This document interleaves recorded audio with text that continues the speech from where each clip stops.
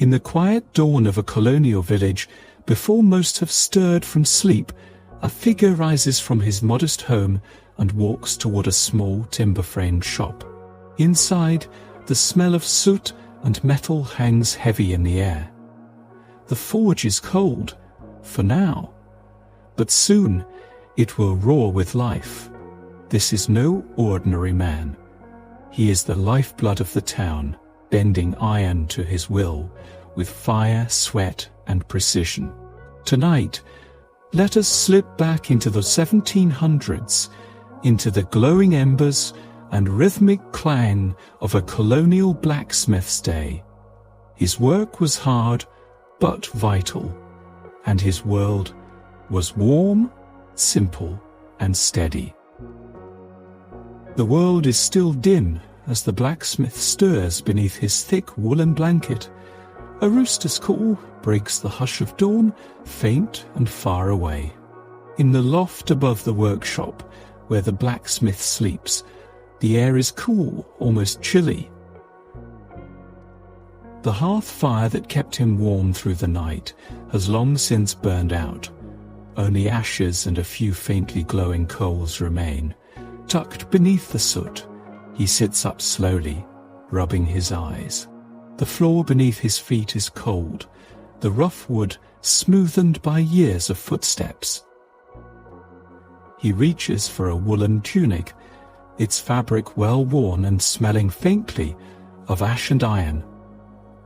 Pulling it over his shoulders, he laces up his leather breeches and rolls down the sleeves of his shirt. There is no need for a clock. The rhythm of life here is governed by light and habit. The faint grey hue coming through the narrow window tells him it's nearly time. He descends the creaking wooden ladder to the forge below. The space is quiet now, filled with the familiar scent of soot, oiled leather, and cool metal.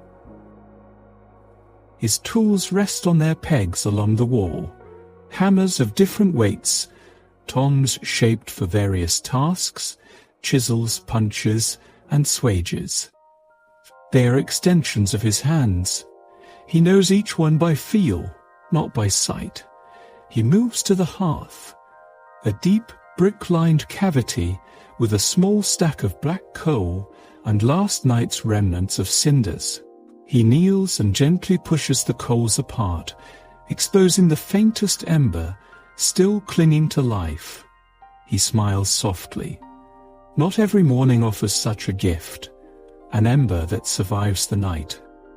Carefully, he places dry kindling atop it, curls of birch bark, straw, and thinly split pine. He adds more coal on top, then reaches for the long-handled bellows that hang nearby. The rhythmic wheeze of leather fills the space as he pumps. Each breath of air feeds the ember, coaxing it, awakening it. A faint red glow becomes brighter, then orange. Then a tiny flame curls upward and takes hold. The forge is alive again. He stands back and watches the flames take shape, rising and flickering like spirits dancing in the morning dark. The room slowly fills with gentle warmth, a comfort against the chill that clung to the floor. Then he moves to his workbench. He opens a small wooden box where he keeps his graphite and chalk, sketching out a few ideas on a slab of slate.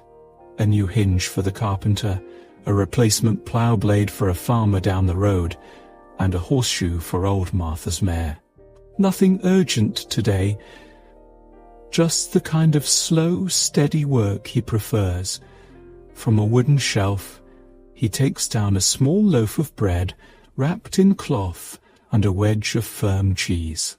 His breakfast is quiet. Just him, the fire, and the muffled waking sounds of the town beyond the thick wooden walls. He eats slowly, methodically. The forge continues to warm. Outside, the sky shifts from grey to soft gold. He finishes, wipes his hands, and opens the wide front. doors of the forge. The cool morning air rushes in. Dew glistens on the grass beyond the doorway. Across the road, a woman sweeps her porch. A horse snorts in the distance. Somewhere, a baby cries and then is hushed. These are the sounds of another day beginning. He steps outside for a moment, feeling the earth beneath his boots. His hands rest on his hips. He looks up at the sky, calm, soft blue, feathered with clouds. Then, with a nod to no one in particular, he turns and walks back inside. There is iron to heat and fire to tend, but before the first hammer falls, there is this moment, quiet, calm, still. The forge is warm now. The coal glows bright. The tools are ready, and so is he. The warmth of the forge has deepened now, radiating steadily through the workshop. The morning chill has retreated, replaced by the dry heat of flame and coal. A steady orange glow pulses from the heart of the fire, and the room is gently filled with shadows that dance along the stone walls. The blacksmith moves with quiet purpose. He selects a raw iron bar from the storage rack, a dull grey rod, cold and lifeless in its present state. Its future, however, lies in the fire. He carries it to the hearth, slides it deep into the coals, and begins to work the bellows again. The air rushes in with each pump, and the flames respond, growing hotter, whiter, more intense.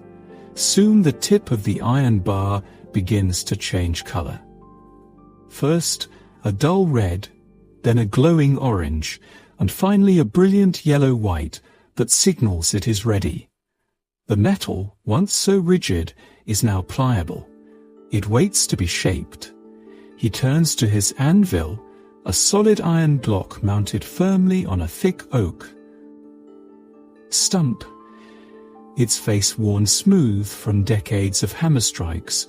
With a practiced grip, he removes the glowing bar from the fire using long-handled tongs and lays it on the anvil. Then, without hesitation, he raises his hammer and brings it down with a steady, rhythmic clang. Clang, clang, clang, clang. The sound fills the room like a heartbeat, measured, precise, and full of strength.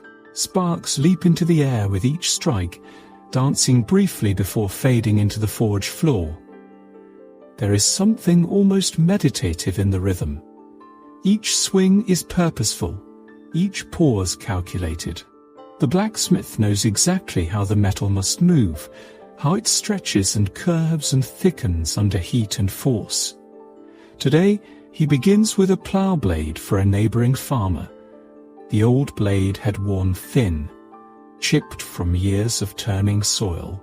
The new one must be sturdy, broad, sharp, and strong enough to survive the stony fields of early spring.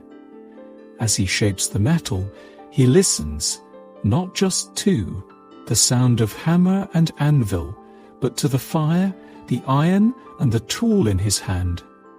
The forge speaks in subtle tones, in hiss and heat, in texture and color. He returns the iron to the fire as it cools, knowing exactly when to reheat it. Never too long, never too short. This dance repeats. Fire, anvil, hammer, fire again, fire again. Outside, the town has fully awakened.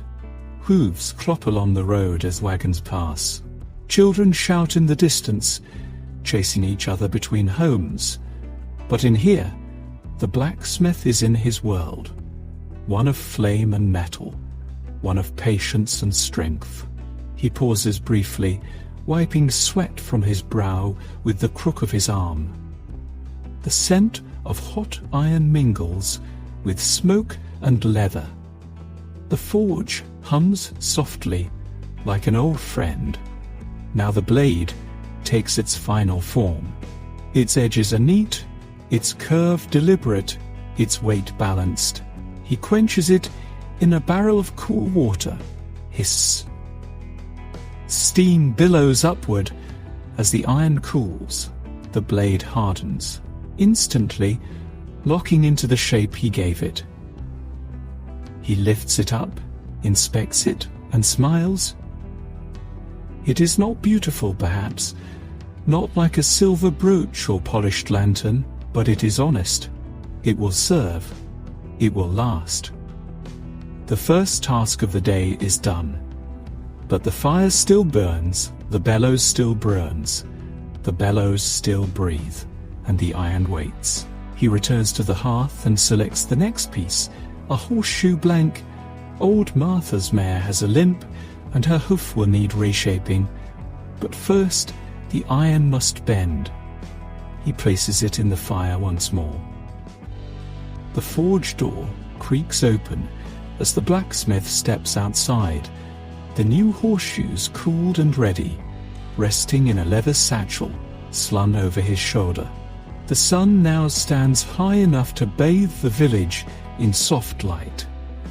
Shadows are short, and the gentle warmth of mid-morning wraps the street like a comforting blanket.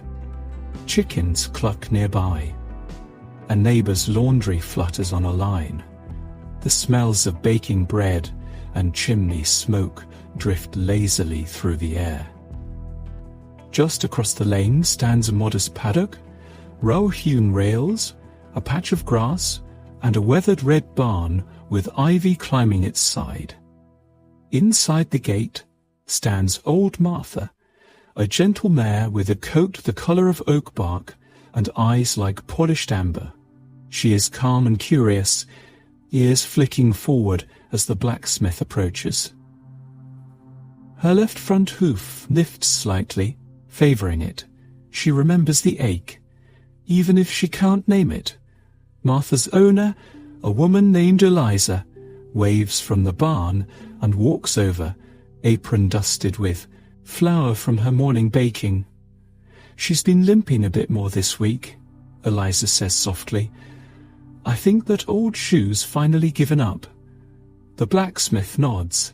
He strokes the mare's neck, murmuring quietly as he checks the hoof. He lifts it gently, turning it in his strong hands. The worn iron shoe is bent, one nail loose, another missing entirely. With practiced ease, he reaches into his bag and removes his farrier's tools, hoof knife, clincher, rasp, and nippers. The mare exhales a slow breath and stands steady as he begins. First, he removes the old shoe, working gently so as not to cause pain. Each nail is loosened, the bent iron eased away, and the hoof trimmed smooth. Then, he checks the new shoe's fit, shaping it just slightly with a small portable hammer he brought for the task. The forge inside was for heavy work.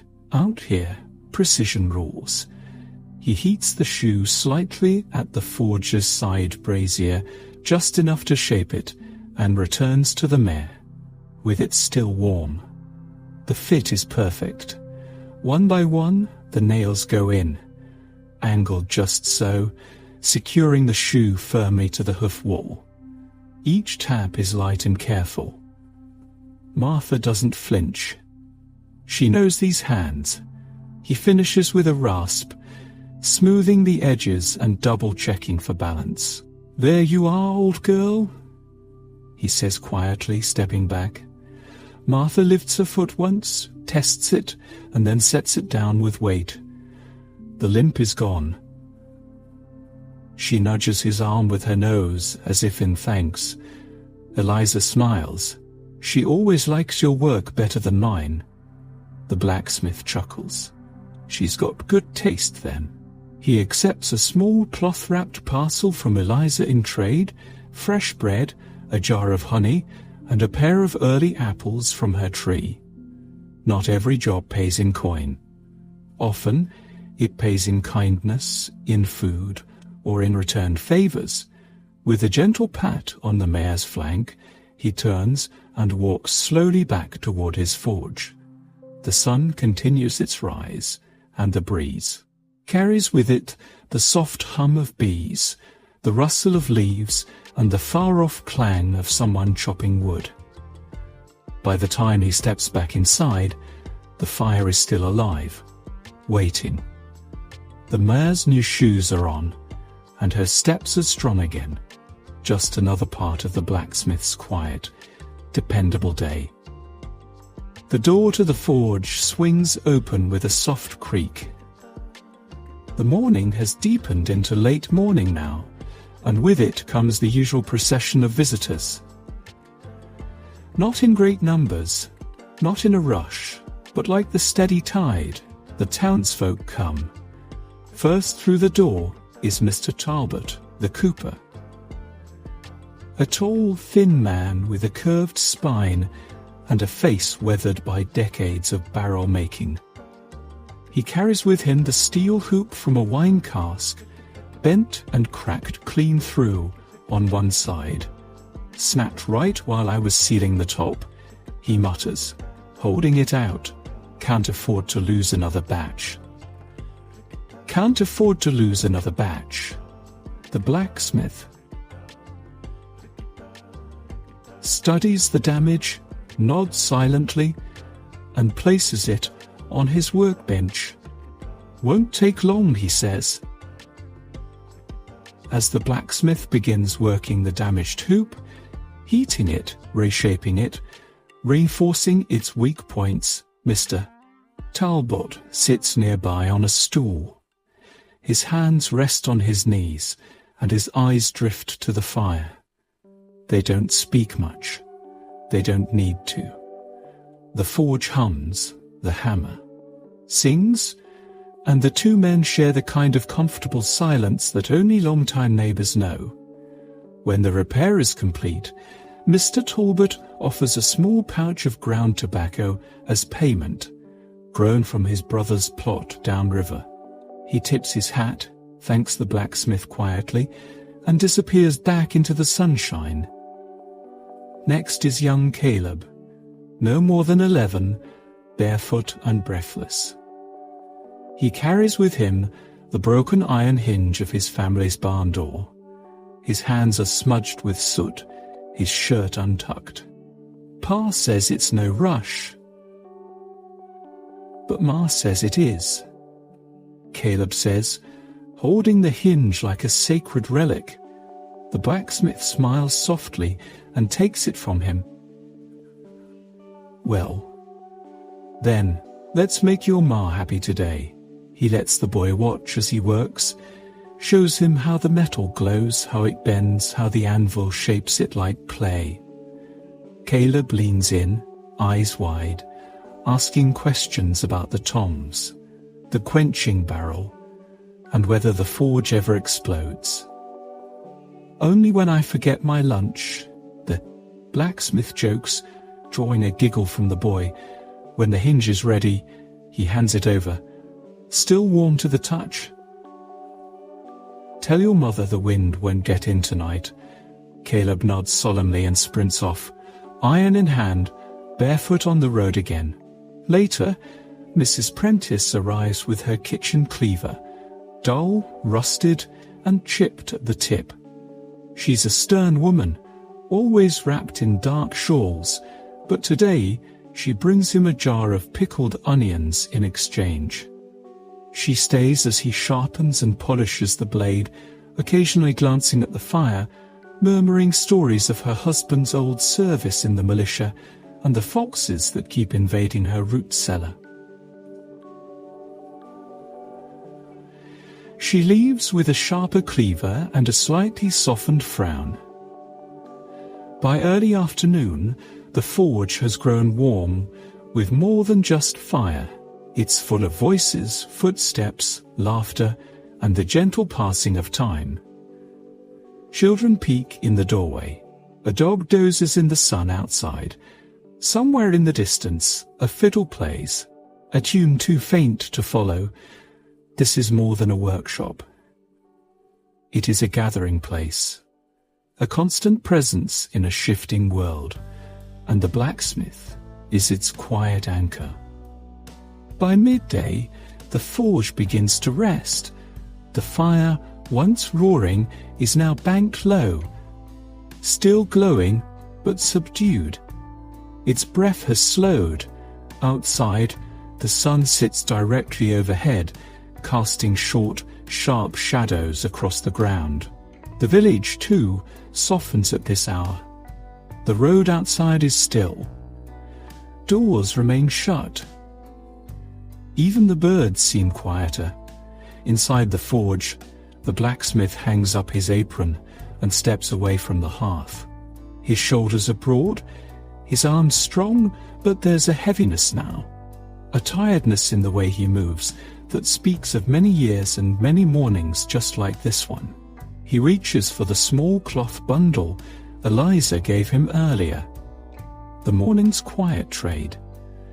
Sitting at his workbench, he opens it carefully. A still warm loaf of crusty brown bread, a wedge of white cheese, 2 firm apples, and a small jar of golden honey. Nothing fancy, nothing grand, but in this moment, under the quiet hum of the forge, it feels like a feast. He tears the bread slowly, dipping it into the honey. The sweetness is rich and earthy, and it clings to the corners of his mouth. He chews without rush, his eyes resting on the flickering light of the banked fire. The anvil is silent now. The tools hang still. There are no footsteps, no requests, no voices in the doorway. Only the soft creak of the wooden walls as they expand gently in the heat. From the window, a breeze flows in, carrying with it the scent of summer grass and baking pies. He closes his eyes for a moment and simply listens. There is something sacred in this quiet hour. It is not just rest for the body, it is rest for the mind, the spirit, the soul. In a world full of hammer strikes and glowing metal, this pause is his only moment to be still. He remembers his father during moments like these. The old man would sit in this very spot, hands stained black with coal, wiping sweat from his brow with a rag just like this one. He'd hum soft tunes under his breath, never quite finishing them, always lost in thought. He'd tell stories too of his youth, of the war, of the time the mayor's ox broke the village cartwheel in two. The blacksmith smiles faintly. He takes a bite of cheese and leans back on the bench. Across the road, the same dog from earlier is now sprawled out in a patch of sunlight, its chest rising and falling in slow rhythm. Somewhere, a baby begins to cry, then stops just as quickly, perhaps rocked back to sleep. Time stretches. There is no need to rush back to the fire, no schedule to meet, no bells to chase. This is the way things are meant to be, quiet, grounded, rooted in the present. He finishes the last bite of apple, brushes crumbs from his lap, and stands. His knees creak slightly, too many years bent over anvils. But he smiles as he returns the cloth to the shelf, ties his apron back on, and steps toward the fire once more. The flame welcomes him back like an old friend. The flame welcomes him back like an old friend. Quiet hour is over, but the day still stretches ahead. The quiet hour fades, and the rhythm of the day gently returns. The blacksmith stirs the fire once more. A few careful pulls of the bellows, and the coals brighten with life again, golden at the edges, white hot at the center. The forge warms the room, and the tools, now hanging still and patient on the wall, are chosen again one by one. He selects a thick iron rod, the beginning of a mattock head. It's a request from one of the field hands who works land near the riverbank. The old tool cracked on a stone last week. Without it, the earth remains stubborn and unturned. He slides the rod into the fire. The forge crackles gently. There is no urgency here, no rush. The metal will take its time, and so will he. As it heats, he prepares the work area, checking the alignment of his anvil, oiling the tongs, and laying out the chisels he'll need. This kind of work is different from delicate hinges or graceful horseshoes. This is the shaping of brute strength, iron, meant to strike soil and stone, not merely to hold or support. When the iron glows the right shade of orange-yellow, he moves swiftly and carefully. The first hammer blows are heavy and deliberate. He begins by flattening one end, then widening it, shaping the broad edge that will split soil. The anvil rings with each strike. The room hums. Clang, pause, clang, pause. He turns the piece, works the other end, narrowing it, curving it gently. This will be the pick side, the part that digs, pries and breaks through hard roots. Back into the fire it goes. He wipes his forehead, then lifts a new piece, this one for a hoe blade. Throughout the afternoon he works on plough tips, wedges, iron rakes and pruning knives, the tools of the field, the quiet partners of seed and sun. To most they are simple things. But to the blacksmith, they are symbols of life. No grain is harvested without the plough. No orchard thrives without the pruning knife. No spring, no spring. Planting succeeds without these humble, hard-working tools. As he quenches a finished hoe head in the water barrel, the steam rises with a soft hiss. Outside, a pair of oxen groan as they pass the forge, their wooden yoke creaking under its load. The blacksmith watches them for a moment. He wonders if the yoke pins were his work, fashioned months ago, maybe even years. He can't remember. But it hardly matters. Much of what he makes lives on without his knowing. In this way, his work becomes part of the village's breath. Silent, reliable, unseen, but everywhere. A sharp plough is worth more than a gold coin to a hungry family. And when it breaks, only the blacksmith can give it new life. As the afternoon stretches on, the light shifts through the forge windows, dappling the floor in warm golden patches. The room smells of hot iron, leather, and pine soot. He sets the finished tools on a rack by the door, each one labelled with a small piece of chalked slate, names written in his slow, careful hand. Tomorrow the farmers will come for them, and the work will begin again. The sun begins its slow descent, casting long, dappled beams across the village road. Inside the forge, the day's work nears its end. The fire still breathes, though more gently now. Its once roaring blaze has softened to a pulsing amber glow, like the beating heart of the workshop slowly easing into rest. The blacksmith wipes down his tools one by one. His hands, strong and soot-stained, move with practiced care. This is as much a ritual as the morning fire. Every hammer returned to its hook, every chisel checked for chips, every tong hung just so. But one task remains, a lantern bracket for the town chapel. A simple, curved hook of iron to hold the oil lantern that guides late travelers down the path at night. It's not a large job, but it matters. He selects a narrow iron rod, places it into the coals, and waits. Outside, the shadows stretch longer. The birds begin their twilight songs. In the distance, A church bell rings once, just once, to mark the turning of the day. The metal glows. He brings it to the anvil. These final strikes of the day feel different. Not heavy, not hurried, just quiet, clean, and sure. A gentle curl of the hook, a twist in the shaft for beauty, a flat base for mounting. Nothing ornate, but graceful in its own way. Sparks leap up, brief flashes of light in the dimming forge. They flicker like fireflies before fading into the cooling air. Clang, clang, clang.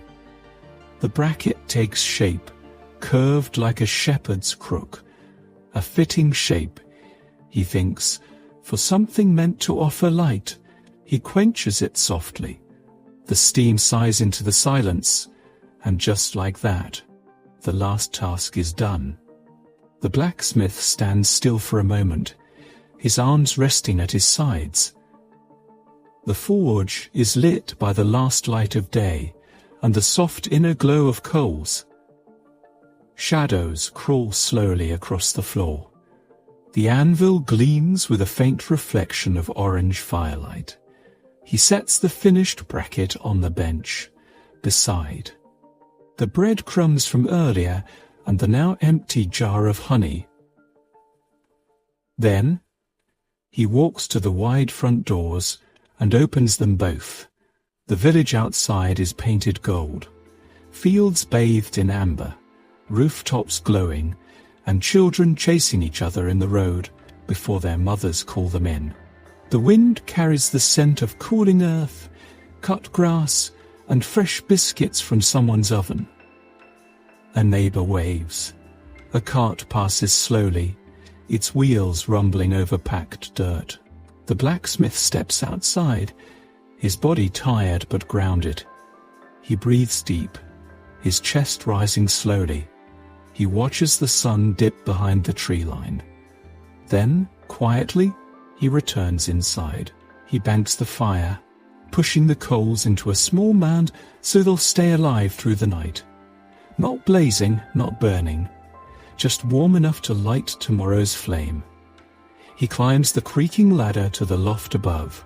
The forge below glows faintly, casting dancing shadows on the walls.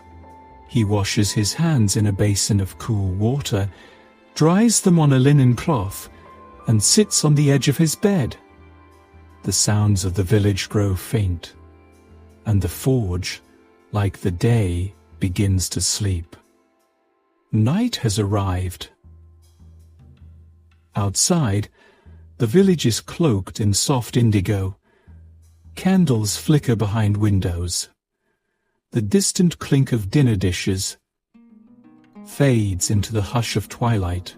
Only the chirping of crickets and the occasional rustle of a breeze through trees disturbs the calm. Inside the forge, the coals have dimmed to a soft, pulsing red. No more iron will be shaped tonight. The hammers rest in silence, the tools hang motionless on the walls, and the water in the quenching barrel lies still, its surface dark and reflective like polished stone. The blacksmith moves slowly now. There is no more work to be done, no more visitors to greet. His shoulders feel heavier with each passing hour, not from burden, but from the honest fatigue of a day well lived. He lights a single tallow candle and places it on his workbench. The flame flickers gently, casting soft golden light across the scarred wood and the grainy iron shavings. The glow mixes with the dying embers, painting. The forge in hues of gold and rose.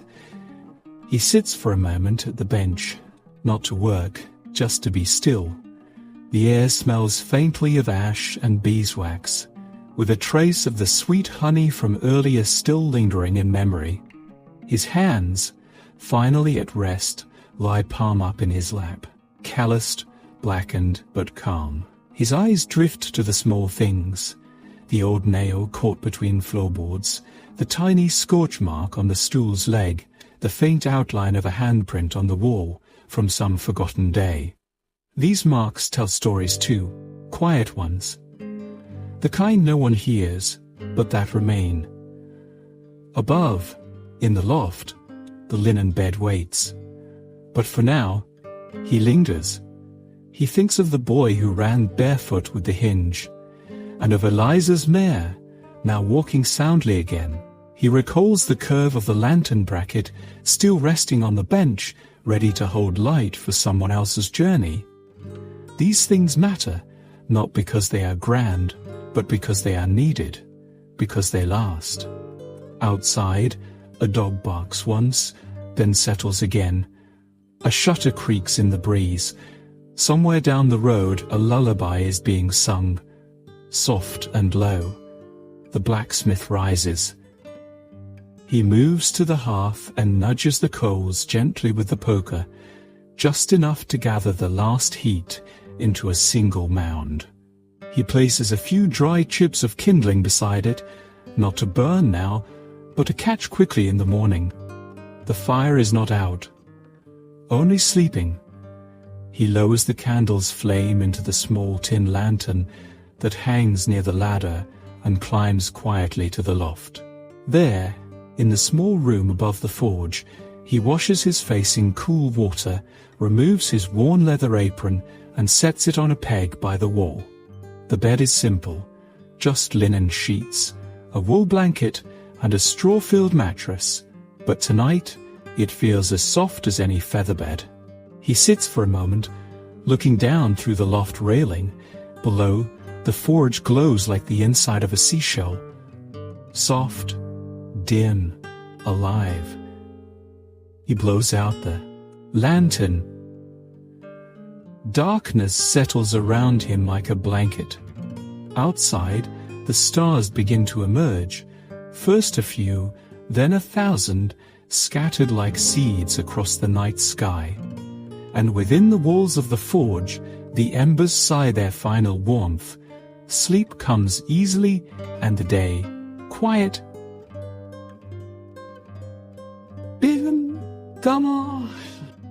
The forge is still. The embers no longer glow, though their warmth lingers in the stones and timbers. Outside, the moon hangs high, bright and round, casting silver light across the rooftops and cobbled roadways of the sleeping village. All is hushed. Inside the loft, the blacksmith lies on his side, one hand tucked beneath his cheek, the other resting on the wool blanket that rises and falls with each slow breath. His boots sit beside the bed, his apron hangs quiet on the peg. His tools, so often in motion, now sleep as soundly as their maker, and in the soft comfort of the linen sheets, he dreams, not of grand adventures nor of kings or battles, but of simpler things. He dreams of the forge, not as it is, but as it might be. The coals burn brighter in this dream, humming like bees. The anvil sings, not clinks. The metal bends willingly in his hand, almost dancing to the beat of his hammer. The dream shifts. Now he walks through the village, past shops and homes. Everyone carries something he once made, a lantern on a front porch, a gate latch clicking closed, a wheel turning smoothly down the lane. No one sees him, but he smiles, because the iron remembers him. He dreams of his father, standing at the forge when he was just a boy, the sparks leaping like fireflies, the voice teaching him not just how to shape iron, but how to shape a life, with strength, with steadiness, with patience. In his dream, the boy with the broken hinge returns, older now. This time, the boy is the blacksmith, and beside him, his own apprentice watches with wide eyes. He dreams of horses, dozens of them, each waiting patiently, lined up in soft straw under the open sky. Their shoes glow faintly, freshly forged, like rings of fire around their hooves. And then the dream changes again. He stands beneath a great iron archway. It stretches above a village not yet built. The tools in his hand are no longer his hammer, and no longer his hammer and tongs, but time itself, as if, in the quiet of sleep, he is shaping not just horseshoes and hinges, but the very framework of the future. And then, stillness. The dream fades into a kind of warm darkness, not emptiness, but peace, a quiet without thought, a deep, endless breath. Below, the forge rests. The anvil waits. The tools remain on their hooks, lined in perfect silence. And above it all, the stars continue their slow dance across the sky, ancient and patient, just like the blacksmith's hands. Soon, another day will begin. The coals will spark again. The rhythm will return. But not yet. For now, there is only sleep, and dreaming, and the soft memory of iron glowing in the dark.